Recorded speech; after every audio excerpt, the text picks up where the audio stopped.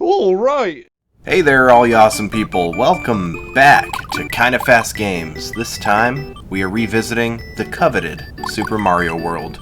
So, little fun fact here, the most popular video on my channel greatly outweighs my other videos. It's a Super Mario World tutorial, so it's always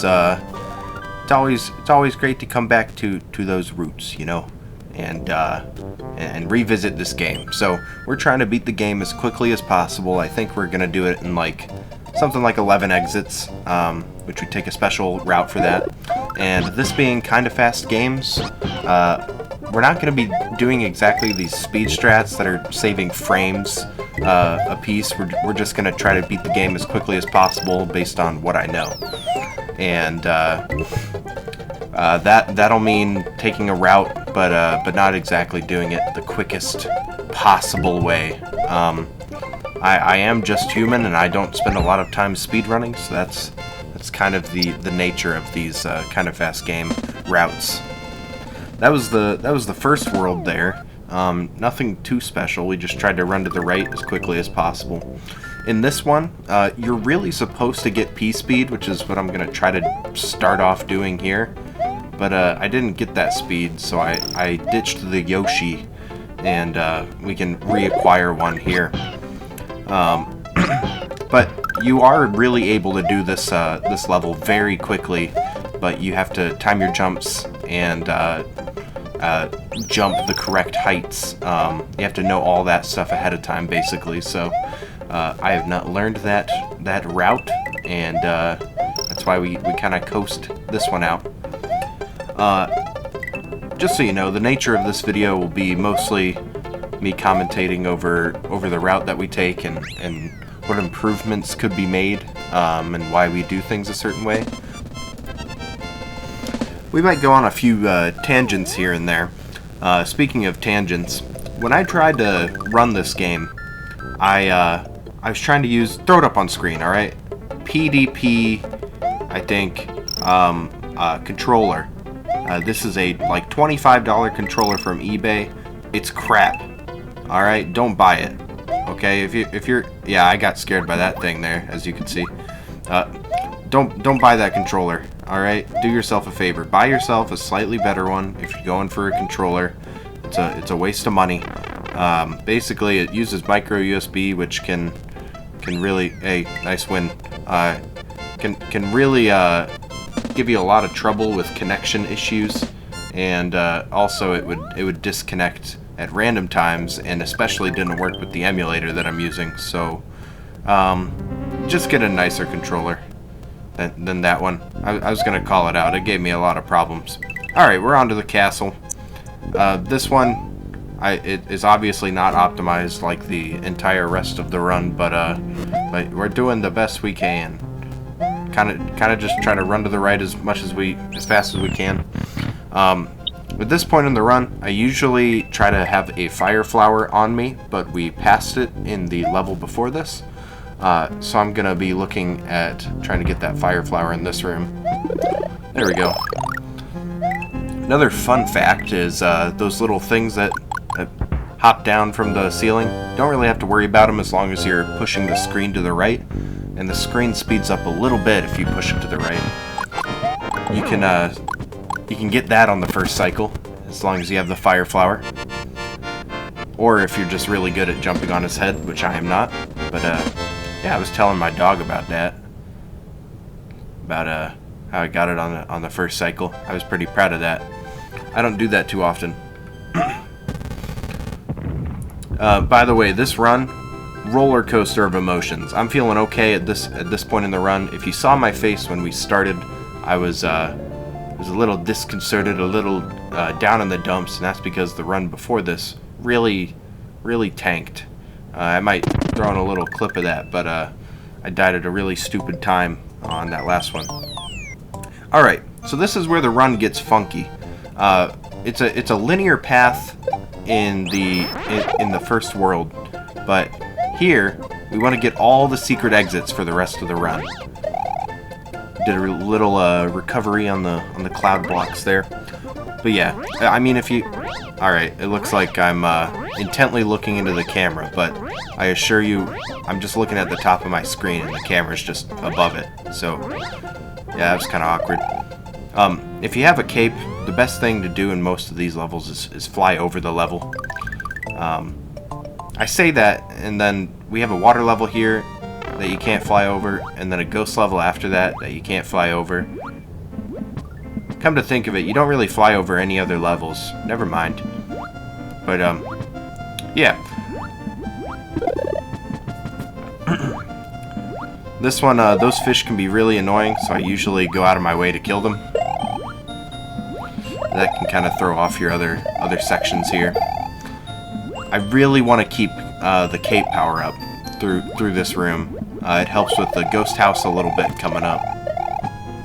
And again, these aren't the a lot of what I'm saying isn't the exact strat that speedrunners would use, because I'm barely a speedrunner, but these are just the strats I use. Look, I goofed up there. I thought I could kill the dude with the P button, but apparently not. But yeah, really none of these strats that I'm saying are going to be your #1 save every frame type strat. These are the strats that I use to beat the game kind of fast. Going on to the ghost house now, we're gonna have to get the secret exit in this one, because if you don't know, ghost houses always have a bad exit and a good exit, but we want to get the secret exit in this one, which will take us to the good correct place. You'll see what I mean. So this part, you gotta run back and get a P button there. And then the secret exit's to the right in that blue door there. But the secret one is up here. See that? And what this exit will take us to is the amazing Star Road. It's basically the built-in skip your whole game route that they put in here. So it's a route that it's pretty easy to learn. You just have to know the secrets to get the route done, and it's actually in the game. There's no sorry, drawing a blank. Oh, it's 6:42 a.m. by the way when I'm recording this, so you don't have to use any cheats or anything or any glitches. That's what I meant to say. Sorry, this video I want to put out today, and it's really early, but you know, I guess this is one of those tangents I was talking about. That level was really easy. Not really much to commentate on that level. I was wondering how this commentary was gonna go after the fact. Okay, I don't know what happened there. You can see I'm visibly upset, but for this level, you don't want this guy to eat anything, because like, if you don't know, you swim much faster when you're holding something than when you're not. And if he eats enough things, he's gonna grow up to be a big strong Yoshi, and you don't want that really. You just want to kind of abandon him at birth, as we're about to do. So that's the main strategy for this level, and then like a Indiana Jones swap there. I was pretty satisfied with that one. The next two exits are probably the hardest. Well, this one's pretty okay. The one after it's really hard, and then I have no idea how I grabbed that there. That made zero sense actually.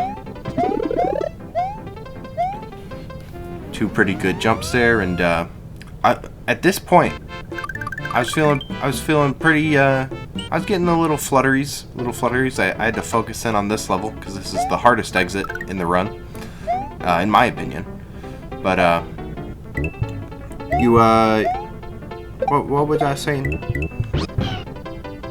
Something about oh yeah, I was pretty satisfied with my time at this point in time. This time, because like 9.5 minutes at this exit, I don't get very often in my you know, try to go kind of fast runs. Alright, here's the real strat. you use the cape. You jump off with the Yoshi. You abandon the Yoshi in cold blood, and that's how you get to that platform under there. That's my coveted strategy, never before seen. And there you go. Star Road takes us straight to Bowser's Castle. So, this first run of the castle is pretty good. I'll kind of spoil it there, but you might have noticed that this video is longer than the 14 minutes that might be in the title, and that's because I'm going to prove that you can beat this in 14 minutes. However, my run is not the length of 14 minutes, and we will clearly see why. There was 2 small strategies I did there for those rooms, but I think you could see them pretty clearly. You just gotta time the second room pretty good. Yeah, this part's pretty basic. Could probably do it a lot quicker. But look at that! I am so happy. You know, the past, I don't know, 2 years that I've played this game, every time I've gotten to a Bowser fight, I've beaten Bowser. And so I'm feeling pretty confident at this point in time. If you haven't played the game yourself or seen it, Bowser has 3 phases in this game. Each phase only 2 hits. So when he throws out these Mecha Koopas, you got to do this throw up move. Not as in vomiting, but tossing upward in an upward direction the Mecha Koopas. I didn't have to go into that much detail. But, yeah, you gotta hit him with both of those guys if you want to first cycle him. I don't know what I was doing there. I guess I didn't have my glasses on or something. But yeah, you really want to first cycle him, or else it adds like 20-30 seconds to your time each one that you don't do correctly. And each phase gets a harder move in between him throwing the Koopas out. I thought I was going to despawn a Koopa on the side of the screen there. That's why I reacted in such a way, but he was just throwing out the cannonball. So yeah, this like jump and throw up move is probably one of the harder moves you can expect a player to do. So I kind of like that they included it in this boss battle. Makes it kind of challenging. I'm looking pretty good here, right? We're on the last phase. I'm Fire Flower Mario. I've got an extra mushroom, but things are gonna turn for the worst here. We got a poor hit there. Then we got hit. Then we lost our mushroom because he pushed me to the side. I'm very concerned, but judging by my face, and he also killed the other Mecha Koopa in the process. But at least we got a hit on him. All right, so we're gonna take this guy. We're gonna throw it up in the air, but he stops at a very random time that was unable to be thought of. And then I hit the side of his clown car, and then I do a little limp jump into the Mecha Koopa. I'm very visibly upset. I have died on Bowser. I was about to get a 13.5-minute time. Gracie's wants somebody to help me. She's very concerned. She's looking up for some help. She's I don't even pet her in this time. I'm so upset with myself. But you know what? I say the show must go on. I started up even though I'm very upset with myself. You can see I'm writhing in pain just from how stupid I am. And at the time of recording this run, it was about 6 a.m. as well, about 2 days ago. And I was not ready to do another run. So you know what? I just faced Bowser again, and that's how we got into this situation. It was gonna be a 14-minute run, you know, but things happen. This is kind of fast games. It's in the name. I've never seen him stop on the bottom like that, so that kind of concerned me. We got a bit more spaghetti going here. I'm very upset. I think I'm about to die again. But there we go. That seals it. And on the frame that Peach drops out, that's our time. Speedrun.com, please accept this as my official time. I'm probably like 90,000th place. I will accept my gold medal. So yeah, that was a train wreck. I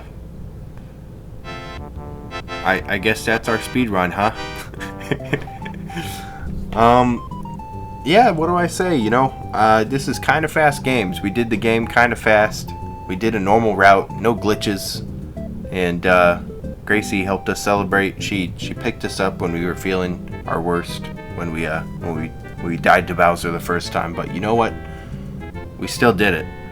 I don't even know if you can call this a speed run, because that added like 4 minutes onto our time. That death. But you know what? That's the best I got. Alright, thank you for watching. I'm really tired. This is not the best content I could have released for this, but I got other stuff. Gracie's not having it, as you can see. Yeah, thanks for watching. I hope this gave you some incredible insight into the strats you have to use to get this amazing time, like I did. Thank you to Shigeru Miyamoto. You're a great dude. This is my favorite game from my childhood. But yeah, that's about it. Take it easy, guys. Thanks for watching.